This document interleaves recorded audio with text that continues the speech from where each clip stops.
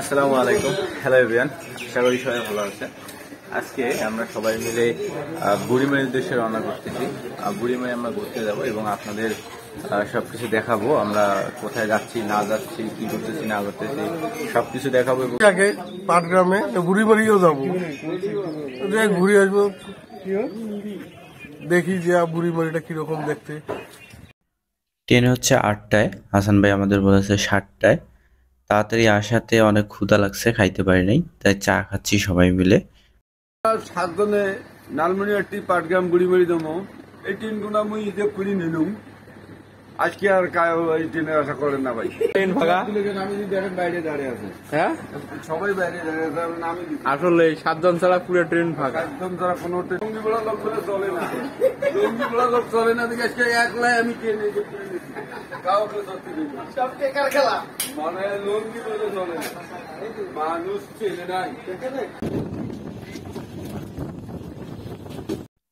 ট্রেনের জার্নিটা অনেক মজাদার, কার কার ভালো লাগে জানাবে। যাওয়ার পথে আমরা যখন বুড়িমারি চলে আসছি প্রায়, তখন দেখা যাচ্ছে শুধু পাথর, ট্রাক আর পাথর। অবশেষে আমরা বুড়িমারিতে পৌঁছালাম। বৃষ্টিতে অনেক ঠান্ডা একটি পরিবেশ, আর এই পরিবেশে কেমন লাগবে জানি না, ঘুরতে কেমন লাগবে।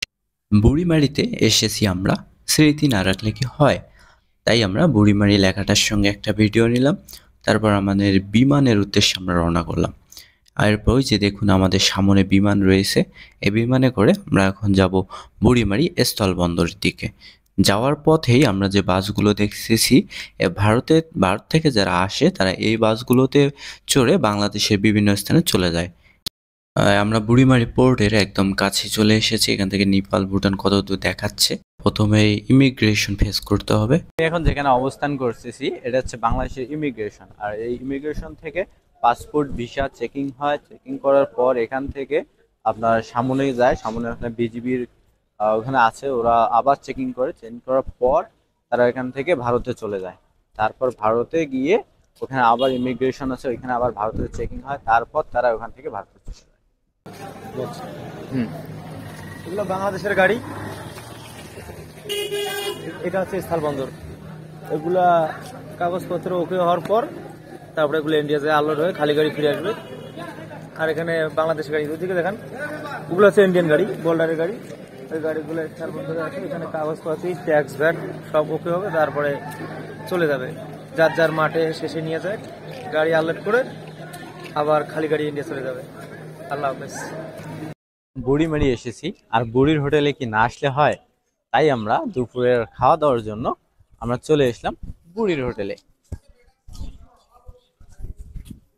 খাওয়া দাওয়া শেষ করে একদম পোর্টের উদ্দেশ্যে আমরা সবাই মিলে রওনা করলাম।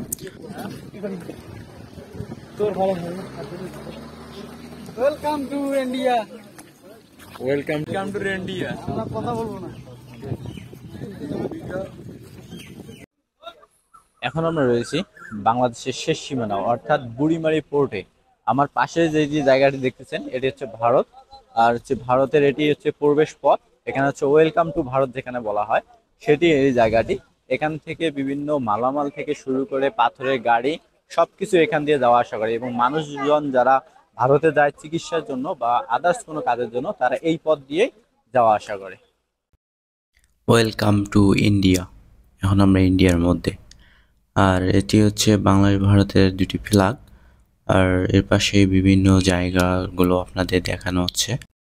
এগুলো অনেক সুন্দর মোটামুটি দেখতে। এগুলো হচ্ছে বিএসএফ, যারা ভারতের নাগরিক। এটি হচ্ছে চ্যাংড়াবান্ধা, যেখান দিয়ে ভারতে প্রবেশ করতে হয়। বুড়িমারিতে যাবেন, পাথর দেখবেন না, সেটা কি হয়?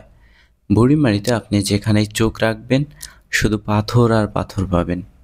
যেখানেই দু চোখ যায় শুধু পাথর। এগুলো হচ্ছে পাথর ভাঙা মেশিনও রয়েছে তাদের। এই পাথরগুলো ভারত থেকে নিয়ে এসে তারা এগুলোকে মেশিনের মাধ্যমে ছোট বড় করে, তারপর তারা এগুলোকে বিক্রি করে বাংলাদেশের বিভিন্ন স্থানে এগুলো চলে যায়। দেখুন ট্রাক রয়েছে, এগুলো ভারতীয় ট্রাক রয়েছে, যে ট্রাকগুলো থেকে পাথর নামাচ্ছে। এখানে অনেক বাংলাদেশের ট্রাক রয়েছে যেগুলোতে বাংলাদেশের বিভিন্ন স্থানে নিয়ে যাওয়া হয়। সবাই ভালো থাকবেন, সুস্থ থাকবেন। আজকের মতো বিদায় নিচ্ছি। আল্লাহ হাফেজ। আসসালামু আলাইকুম ওয়া রাহমাতুল্লাহ।